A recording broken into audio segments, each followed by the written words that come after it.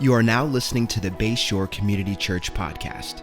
Our mission is to connect to God, connect to people, and to serve the community. Thank you for joining us today, and wherever you are listening, we hope that this message inspires you, encourages you, and transforms you. Our prayer is that this is just the beginning of a conversation between you and Jesus. Enjoy the message. I've got with me my beautiful wife. Everybody say hello to Ragen. Now, we've never done this before. We've never spoke together. We've never even attempted to get up on a Sunday morning and speak together. So this is a little bit of a new experience for us, but just bear with us. Ultimately, what we want to do today is just have a conversation about what it means and what it looks like to invest in the next generation. And so there's some things that I think we've learned along the way, and hopefully we've been taught that maybe we can help and share this morning. So anyway, why don't you introduce yourself and say hello to everybody. I'll be quiet for a bit. I'm more of the scripted gal, so I might just hold this and y'all don't laugh at me if I do. My name is Ragen Ferruccio, and I am Jeremy's husband. Oh God. Lord. Nope. Okay, let's all just laugh and just get it out of our systems. It is 2021, so stop. Just kidding. I'm kidding. It was a joke. Yeah. Okay.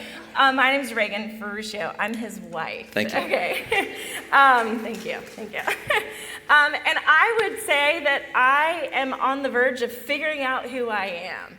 And I say that because at every phase of parenting, I feel like any moms out there, do I see any moms, any grandmoms, and even any teenagers trying to figure out who you are, you go through different phases, right? Each kid is different, each phase is different, you don't sleep, so then you have to deal with how do you control your attitude during the day because you're tired, and I could go on, right, with every phase. Well, I would say the phase that I'm at right now is, if I could pick someone that I relate to right now in life, it would be Wilbur from Charlotte's Web. Have you guys ever seen Charlotte's Web or read the book?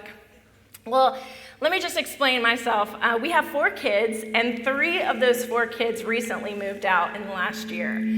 So we have 1 child left at home. So we are on the verge of being empty nesters. And it happened so fast. I just wasn't ready for it.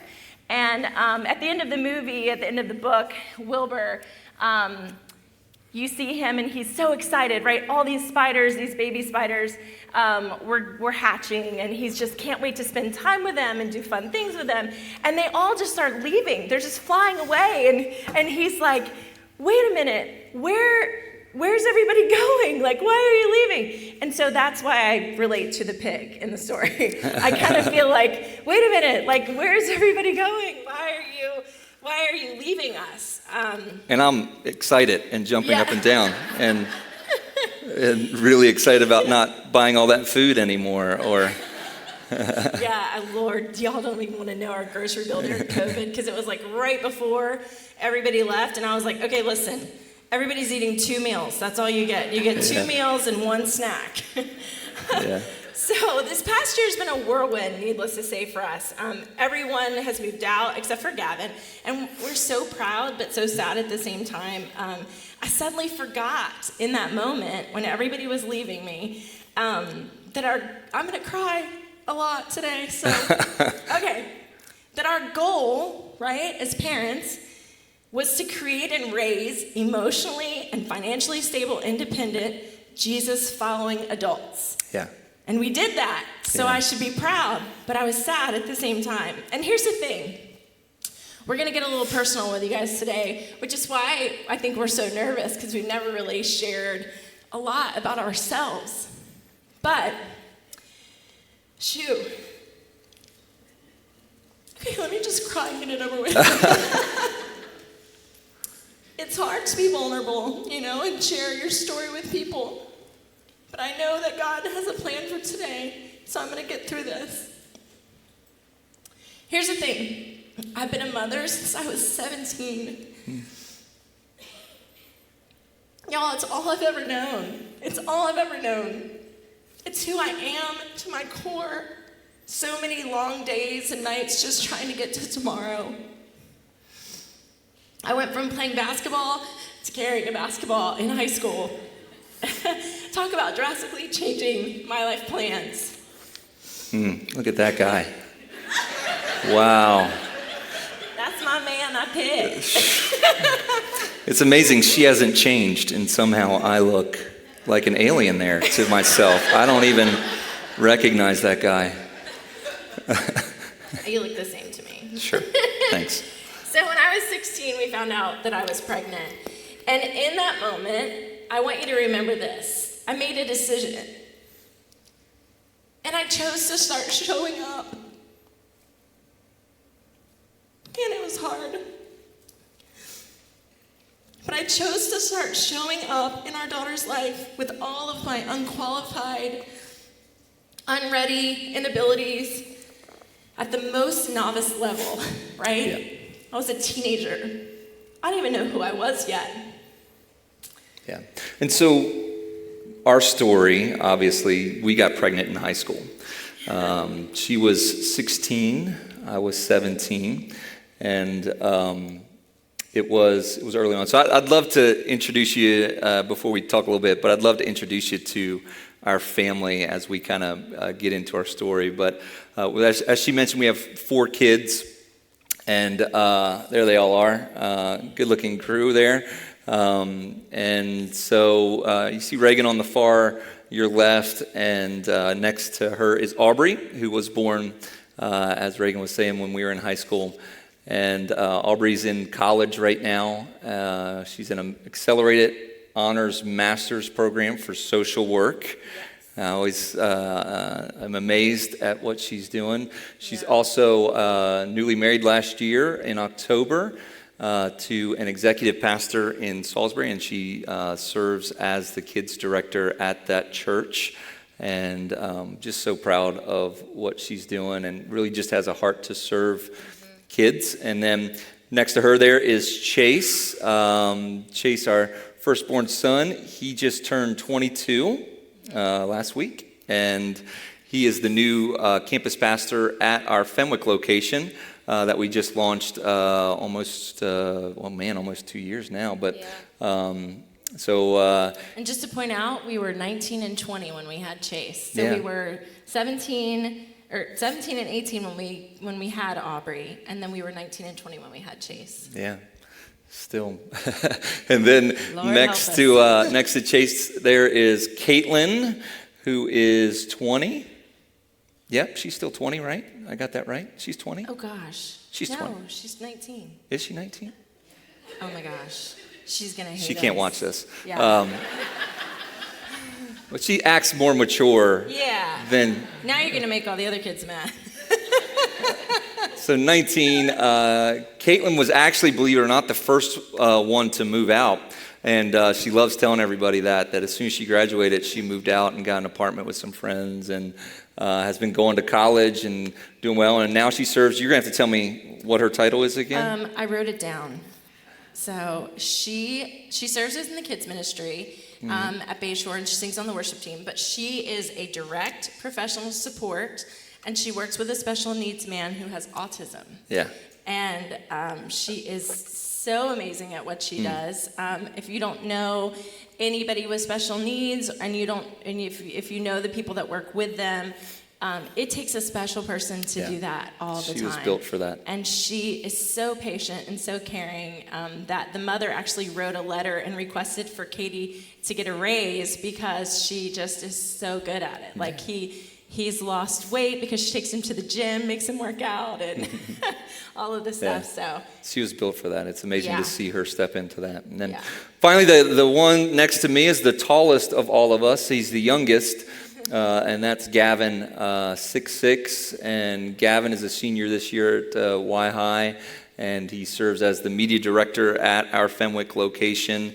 Man, just so proud of all of our kids. And how old were we when we had Gavin, our fourth? We were 24 and 25 when we had Gavin. 24 and 25. And we were both 22 when we had Katie. So actually we're the same age. We're about 6 months apart. So at 25 years of age for me, we had 4 kids, and it was always funny how people thought we were crazy at the time. And so But anyway, that is our family. Can you imagine if Aubrey had 4 kids right now? Oh, no. I would lose my mind. Yeah, it'd be crazy. So.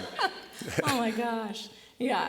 So, people always thought we were nuts. In fact, we didn't want to have any more children, and Jeremy went to the doctor to find out about how we stopped doing that.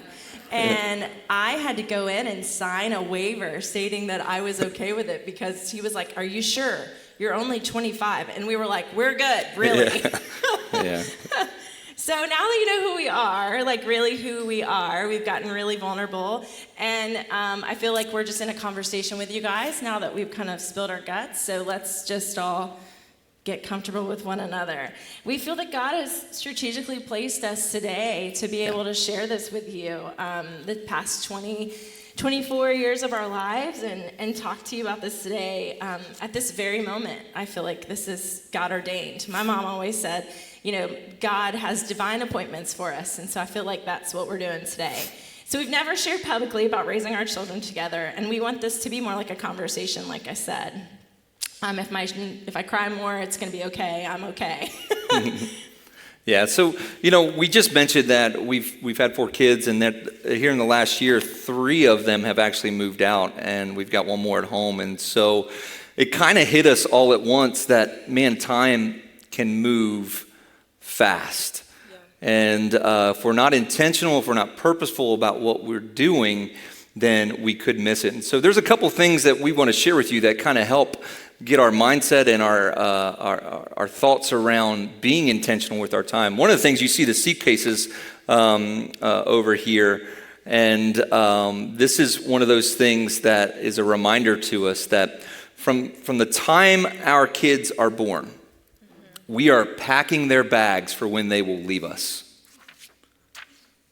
Right?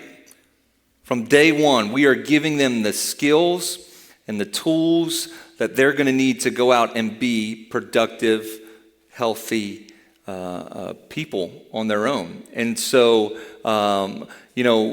this image of the suitcases and that we're always going to be working towards packing their bags is an important thought to have in your mind. And so, from the moment they're born till they graduate high school, that's what we are doing. And so this verse in Proverbs 22:6 is the one that we always hear, right? And we always use this verse because it says that, "Train up a child in the way he should go, and when he is old, he will not depart from it." And so there's this weight as a parent, I think, that comes with that verse. And you're like, well, man, how do we do that? What do we do? Who ultimately is responsible? You know what I mean? And what does it mean to even be responsible for training up a child in the way of the Lord? And so you take that verse and you have this understanding that we have a limited amount of time that we are going to be able to pack our kids' bags. And so one of the things that we like to think of, or another tool that we like to use, is the idea of the marbles, right? It is from the time a child is born to the time they graduate, you have about 1,000 weeks. About 1,000 weeks. And so we like to use the illustration of marbles. If you see 1,000 marbles all together, it looks like a big pile of marbles, but every week you're taking one and it's gone. Mm-hmm. And it's passed, and then another week passes, and before you know it, what can happen? Anybody here a parent of a 9th grader or a grandparent of a 9th grader? Because if you have a 9th grader, you have only about 200 weeks left. You only have about 200 marbles left. And so that's when things really start picking up as well, right? They start going to college, they got to find their locker, they got to meet friends and figure out what group they're going to be in, right? And so they just keep, these weeks keep passing, then they're having midterms, and their GPA, and you're figuring out whether or not they're going to make it into Harvard right then, right?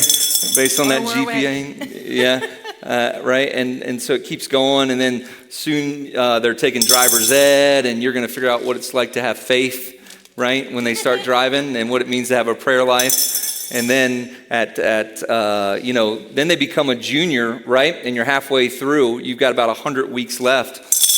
And so that's when things really just take off. They start getting jobs. Yeah, they get their first car, and then they leave, and then they start dating, and they start dating in a car. Yeah. They start dating in a car. And then alone. you learn how to pray as a parent, right? Because they're alone dating in a car, and and what can happen is, things can move, and what seemed like a lot of time, what seemed like a big stack of marbles, suddenly you're at the end and you've lost all your marbles. That is the worst joke ever, I know. I think it's good. I'm your biggest fan. Yeah. But it can happen quick. And so our job is to train up a child. Our job is to pack their suitcases. And if we're not careful, it'll go by and we'll miss it. So Moses talks about this in Psalms 90:12. It says, "Teach us to number our days that we may gain a heart of wisdom." And we shared with you at the beginning that we were teenagers when we first had our first daughter. In fact, I was a junior in high school. I put it in perspective. He was just talking about, juniors in high school. It's the beginning of my junior year. And basically, everyone around us thought that we were going to fail. And I remember that weight. The weight of people's expectations, and we prayed and we asked God for wisdom. And we learned that scripture, teach us to number our days that we will gain a heart of wisdom. And I'm reminded of Solomon, he asked for wisdom and God blessed him far beyond. And so that became our prayer. And so what happens when you put a number on how many weeks you have left with your child? What happens when we put a number on how many weekends we have as a church community with a child? Time is important, and if you're not careful, all of a sudden you wake up and your time is gone, like Jeremy talked about. So let's get back to the suitcases. We'll share a story with you guys. A few years ago, our son, Chase, he was about to graduate high school and was praying about what God called him to do, what he wanted to do, college, did he want to play lacrosse in college, all these different things. And he decided he was going to move to Vancouver, British Columbia, and study at a church there called Village Church under a pastor named Mark Clark. Listen, y'all, we were not ready. Aubrey had stayed home with us and lived with us and gone to college. So we hadn't experienced anybody leaving to go anywhere yet. And so we woke up that morning really, really early, and Aubrey went with us, and we drove Chase to the airport, and I think we had to take him to DC, yeah. And so we drove him there, and we walked him to the gate, and because he was going to have to go through customs and everything because he was leaving the country. And we hugged him. We took pictures together. I think we might have do we have a picture? Maybe. Did you send it? Yeah. I think, yeah. So that's the picture of us when we left him at the airport that day. And we turned, and Jeremy and I turned to walk away as we gave him our last hug. We weren't sure when we were going to see him again. And I just started crying. I mean, go figure, right, after today. But I started crying, and I just, the first thing that came to my mind, I looked at Jeremy and I said, There's more. We didn't teach him everything that we needed to. I don't think we taught him everything he needs. What if we didn't teach him everything he needed? What if there's something we missed? I need more time. I couldn't control the tears, just like I can't control them now. That weight of feeling like you didn't have enough time to teach them and share everything that God wanted me to share with him. At this point, Jeremy looked at me with tears as well, and he said, "There's no more time. It's up. It's over. It's over. It's over. It's his job to figure it out now," is what he said. Yeah. It's his job to figure it out now. Yeah. And so in that, I think, is, just a good lesson of taking stock of how many weeks you have left, how many marbles are still left, and what are you going to do with those marbles. And so, Teach us to number our days, Moses said. Yeah. That we'll have the heart of wisdom. There's wisdom in numbering our days. And so it's important that we do that. And so when you see how much time you have left, you tend to get serious about the time that you have now. Yeah. So what does that look like in your world? What does that look like with your newborn, with your 3-year-old? And I'm talking to parents, your 6-year-old, your 8-year-old, your 10-year-old, your middle schooler, your high schooler, your 20-year-old, even your 30-year-old child. Yeah. When you realize that there's this giant countdown clock, right, ticking away, when you understand and see how much time you have left, it makes you value what happens over time. And so what happens over time suddenly becomes valuable. Yeah. So two things, right? Every marble becomes important. The value of every week you can feel and you sense. When you've numbered your days, every week matters. And so you want that to count. But what's true is that we can't give our kids everything in 1 week. Right. There's no way to pack their bags in 1 week. Right. And so also the byproduct of numbering your days is that you understand the value of what happens over a long period of time. Mm-hmm. Each marble matters, and then all the marbles collectively become important. Right. And so there's an important illustration. It's a really beautiful thing that Moses is talking about here, to number our days. So time becomes your friend. It becomes your platform. Mm-hmm. You're actually making history in the life of a child. Yeah. And nobody who's making history in the moment knows that they are making history. Let's face it. There's no single event. There is not one lesson that is going to change the life of the child, right? It's things over time. It's collectively over time. So at the airport, standing there with Chase, I remembered things I wish I had done better. I remembered times that I didn't take time seriously. I remembered the days when I complained about the struggle of parenting. But in that moment, I longed for just one more day, one more valuable day to teach him. But our time was up. And it's all of it combined over time that makes a difference and changes the life and the future of a child. I know that parents, you're looking for the golden ticket and you're just waiting for us to say the one thing that's going to tell you that we'll raise the most amazing child. But I'm here to tell you there's no golden ticket. There's nothing that I can tell you, just principles that if you show up and you commit to time and learning and teaching, it will change a kid's future. Yeah. You know, it's hard to think about as young kids if we had have not decided in that moment as teenagers to show up for Aubrey and to show up for our kids. And so one thing that we all have in common here, whether you're a parent or not, is that all of us have been created in God's image. And we've all are endowed and created in the image of the Creator. Right. And so if you start looking to Him, if you start really putting Him first, you start leaning into God and His Word, and you're studying and reading, then God's going to begin to change you. He's going to begin to create a better version of yourself, and those principles of patience, of goodness, of kindness, of gentleness, self-control, integrity, forgiveness, all those things we take and we impart and we pack our kids' bags with those.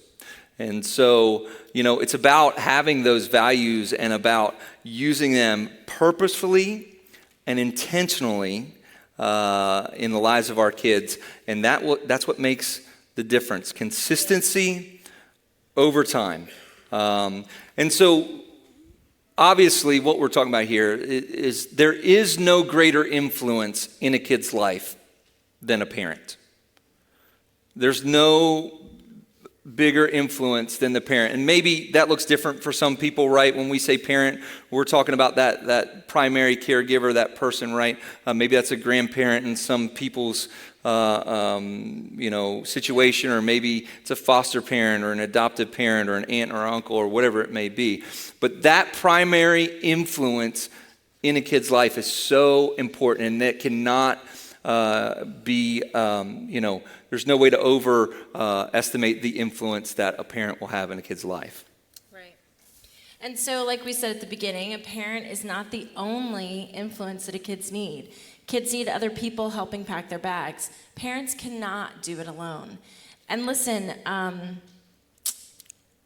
I'm so grateful for the people that God brought into our story that showed up and helped us pack our bags. Yeah. I'm just thinking all these names are coming to mind of people who stepped up and mentored us, helped us raise our kids. Yeah. So what we really want to get to today, all this set up about parenting and numbering our days and packing our kids' bags, it really comes down to parents can't do it on their own. No. And honestly, if we had any success with our kids, it's not just us. No, not at all. It's because there were other people who were willing to show up for our kids and to show up for us. We were kids with kids. People were still helping us to pack our bags, to have the things that we needed to navigate life and to navigate being parents, and then to in turn impart those to our kids. Yeah. So think about it. We were 17 and 18, and we were not the parents that we are today. Honestly, I don't even think we owned a suitcase. But we borrowed a suitcase from a friend who believed in us and started packing that for our kids. And somebody along the way and somebody else along the way, and they started helping us and helping us see the value of time. And some of them were parents and some of them weren't parents. But they helped us understand the value that it's love over time, it's words over time, it's work and living a life of service over time to Jesus. It's fun over time, it's consistency over time that packs the best bags. And we didn't raise our kids alone, and we keep telling you guys that today because we want you to understand the power of the church and the power of the community and what you hold in your hands. And if I'm right, the majority of these people were not only raised by parents alone. Am I right? Yep. Yeah. How many of you could think of somebody in your life, whether it's a coach, whether it's a Sunday school teacher, an aunt and uncle who had influence in your life? And a lot of times what's funny about those people, as we get older and we think about the people who really impacted our lives, sometimes they're not even people we like that much, right? Anybody have a coach that, man, would just run you and push you, and at the time you didn't like it, but man, they influence your life in a way that is so valuable to you now. Yeah. And so many of you can think of somebody in your past that wasn't your parent but had an influence, a positive influence in your life. Mm-hmm. And so what we really want to challenge you with here today is, who are you showing up for? Who are you showing up for? People have showed up for you. Maybe it's your parents, maybe it wasn't, and listen, we all have different stories. And I know there's some challenging stories for some. But who are you showing up for now? I'm reminded of that quote that says, be now who you needed when you were younger. Yeah. Be the person now that you needed when you were younger. And so I think about that, and I think about what would our life look like if we didn't show up for Aubrey? And what would our life look like if people in the church didn't show up for Aubrey? And for us. For us. Yeah. And so we found this letter that we want to share with you. We were going through some stuff. During COVID, we needed to make an office, and so we were cleaning out stuff, and we have plenty of rooms now. There's nobody there. Yeah.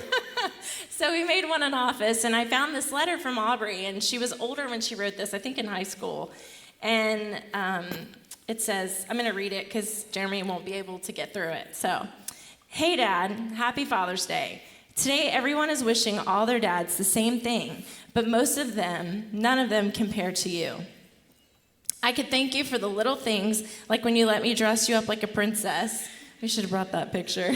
My clothes, my roof, my food, and for most of the time, a hot shower. If any of you guys know about our water issues when they were growing up, that's really true. And most of all, a hot shower. But I am most thankful for having a dad who chose to stay and allowed me, who chose to stay and allowed me to watch him grow and live life. You taught me what it truly means to be a leader and to serve others with everything I have. And as I watch you and Mom grow in your love, you continuously show me what it means to love someone else and all that comes with it. You've raised my bar for expectations in men the way no one could. This Father's Day, I thank you for being the best father anyone could ask for, even when I don't want you sometimes. I love you, Dad. Your oldest world changer, Aubrey. So I love that letter for a lot of reasons, obviously. But one of the things that I think I'm most proud of is the way she signed it was your oldest world changer. And the reason that is so powerful to me is because from the day they were born, we have spoke over them. You are world changers. God has called you to something great. Yeah. And there's so many marbles in that story of her growing up that were challenging and tough, and I didn't value the way I should, and we didn't value those times the way we should maybe. But over time, consistency, intentionality, purposeful, packing their bags with the things that they need, getting them in the right environments, letting them see us serving in those environments. Here's the thing. Some of you use your kids as an excuse as to why you can't be involved. Can I tell you that's so backwards? It's so backwards. Your kids need to see you serving. They need to see you putting value on the things that are important. And it's a struggle. It is hard. It's hard. But they need to see you doing the hard things because you value them, and they need to be right there alongside of you. One of the things we did from day one, there was never a time that we were going to tell our kids that they couldn't be involved. And so whether they were 4 years old and we were leading worship, they were there with us and they were serving in some capacity. When we were serving in kids ministry, they were there serving. They were doing stuff. When we were cleaning the church, they were cleaning with us. Mm-hmm. And so for some of you, the excuse that you can't be involved or you can't serve because of your kids, it's backwards. It's backwards. And then for some of you, maybe you don't have kids. Maybe your kids are grown or whatever the case is, and now is the perfect time for you to come along somebody and to show up for somebody else's kids or to help somebody else pack their bags or help them pack their kids' bags. And so this whole idea that we've been talking about of serving and investing in the next generation, at the end of the day, it's about showing up. Yeah. Bottom line, it's about showing up, understanding that there is a limited amount of time that we have to invest in our kids, and we're going to seize the day. Yeah. We're going to take advantage of that. And there's something that happens when we serve. Right. No matter where you are on that spectrum, a parent or maybe you don't have kids, wherever it is, wherever you are on that spectrum, there's something that happens and something that changes in us when we begin to serve. Yeah. We go so that we can help and we can impart wisdom or whatever or show up for a kid. And the reality that happens when we do that is that we change, that we grow, that our horizons are expanded. That God shows us something that we've never, ever seen. And we see him clearer than we've ever seen him before because we stepped up, we showed up, and we served somebody else. Yeah, and there's something to that, right? About serving. I mean, Jesus called us to love and to serve. It's pretty basic. I don't think there was anything about attending church on Sunday morning when Jesus talked at the beginning. He just said, love and to serve. And so at one time we were alone in parenting, but God continually chased after us. And I want to share this illustration with you, and hopefully you find some commonality in this. So do you know how we know that God loves us as an adult now, as parent of adult children? Does anybody know? Because we went through some mess in our life. Like, we're not getting into the details of our life with you guys, but we've gone through some stuff, right? And everyone here has gone through some stuff, whether you're a parent or not. We're all human. And God kept coming after us through some of the darkest times. And God kept bringing people to show up in our lives time over time. And we invited our kids into that story, like Jeremy said. We invited them in to serve with us and to be part of our story. And some of you here today may feel like you're unqualified. You may feel like you're not a good enough Christian. You don't have the patience to show up in a child's life. If we were truly going to say that we are believers, though, and model our lives after Jesus, then we have to start showing up. So in Romans 5:6-8, it says, you see, at just the right time, when we were still powerless, Christ died for the ungodly. Now, very rarely will anyone die for a righteous person, right? Though for a good person, someone might possibly dare to die. But God demonstrates his own love for us in this, that while we were still sinners, Christ died for us. And the best chance that you have of sharing this message with the next generation, the best chance that you have to influence in someone's life is by showing up and letting them see you fail and letting them see you find Jesus over and over, time after time. Yeah. So today, that's the challenge, teach us to number our days. Yeah. That we may have a heart of wisdom. There's a generation that needs help packing their bags. And the call today is to you, to all of us. Who are we showing up for?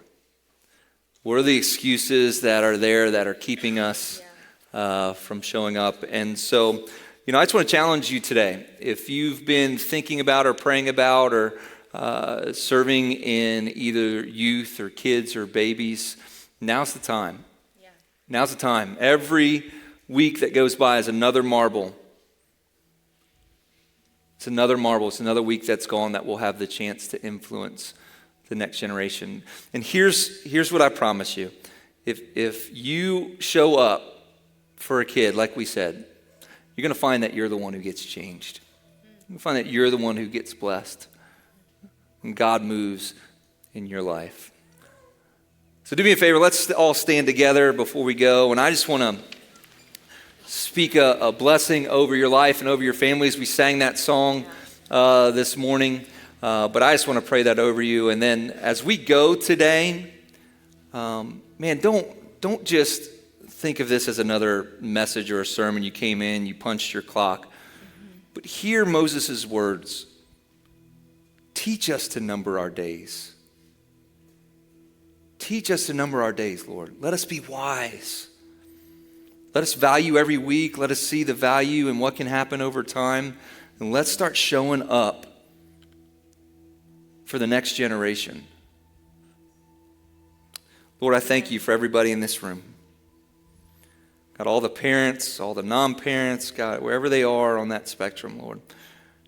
God, we believe that there is something there that you've given them, that you've ordained them, that you've anointed them to impart and to help in someone's life. And so, God, we just call that forth in this moment. We speak that forth and just pray, God, that you'd bring that up and God, that you'd challenge somebody to move and to do. And Lord, as as you work on them, Lord, God, I just am grateful for all those who are already serving, already stepped up to show up for the next generation. And we believe, God, that there's a great revival coming, Lord, that your church will continue, Lord, no matter what the world around us looks like, we will continue to proclaim your goodness and declare you as Lord. And so we speak that over the next generation. And God, we as a church, as an organization, as a community of believers, decide now that we're going to show up. Yes, God. We're going to show up. So may you go today. May you go with the wisdom of numbering your days, and may you find those people who need you to show up in their life, and that God would give you the grace and the strength to do so. God, we just thank you for what you're doing and praise you in Jesus' name. Everybody said amen. Thank you so much for joining us on the Bayshore podcast. I want to encourage you to take this message you just received and allow it to go deep into your soul and let Jesus do the deep work that only he can do. A special thanks to everyone that gives generously to Bayshore. It's because of you that this ministry is possible, creating life change all over the world. You can be a part of spreading the message around the world by going to bayshore.online and clicking Give. For all things Bayshore, visit bayshore.online to find out what your next step may be. You can subscribe right here and share this podcast with your friends and family. Thank you again for listening. God bless you.